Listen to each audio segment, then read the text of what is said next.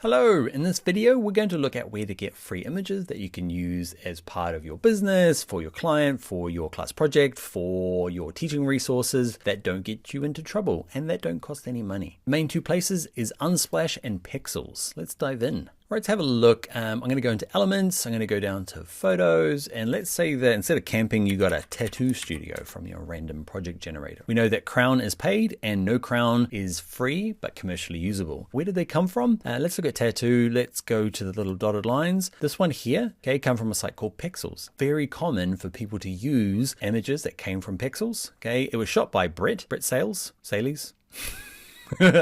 Anyway, Brett decided to share his photograph on Pexels, okay, for free for people to use and give people the rights to use them. Okay, so Pexels is a great place. Let's have a look at one of these paid ones. Let's have a look at this one.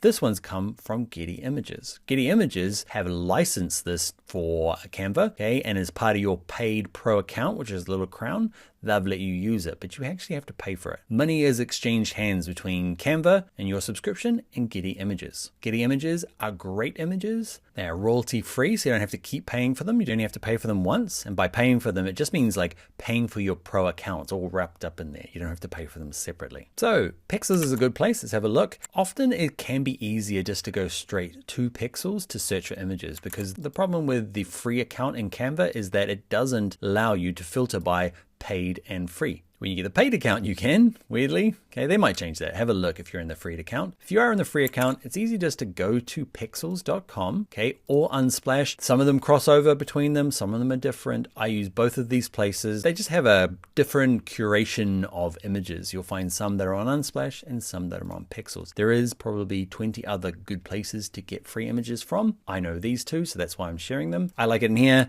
Tattoo. Okay, and you will find every image in here will be free unless sometimes like this one here, that's an ad, okay, for a company called iStock who will sell you images. They're not very expensive. Okay, and there's my tattoo ones. You need to go and double check the licensing, but you'll find everything on Pexels that's not clearly an ad is free to use. Okay, and Unsplash has lots of free stuff. I type in tattoo. The only thing you need to be careful, not be careful of, you should potentially pay for images. You know, photographers are taking their time. There are images that just can't be got, but sometimes we need free images. So you see this little plus one here? Anything that is plus is something you need to pay for. They're very inexpensive, okay? Whereas this one is not, okay? It doesn't have the little plus next to it. So just have a look around, free, not free.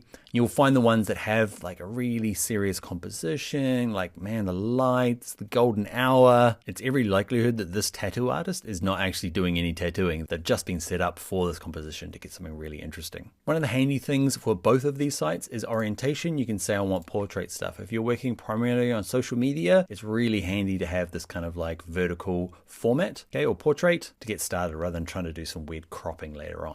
All right, those are two really good places, Unsplash, Pexels. If you've got one that you're like, oh, I can't believe he didn't talk about X, okay? Not X, the Twitter, but another website that you really like, leave it in the comments and other people will see. Oh, one last thing is, let's say you do find this one, you're like, oh, this is cool. If I click on it, okay, you go inside of it, I can download it for free. You can download a small version or a big one or original size. Sometimes these things can get massive, okay? They can be really big. So you might get one that's an appropriately sized. Up to you, okay? I know that my Instagram post is, I think an Instagram post is 1080 by 1080. Okay, so 1080 wide by 1080 high. So I could use this, but I have FOMO, so I end up getting the big one anyway, and just squeezing it into my Instagram post anyway. All right, that's it. That's how to get free images for your Canva project.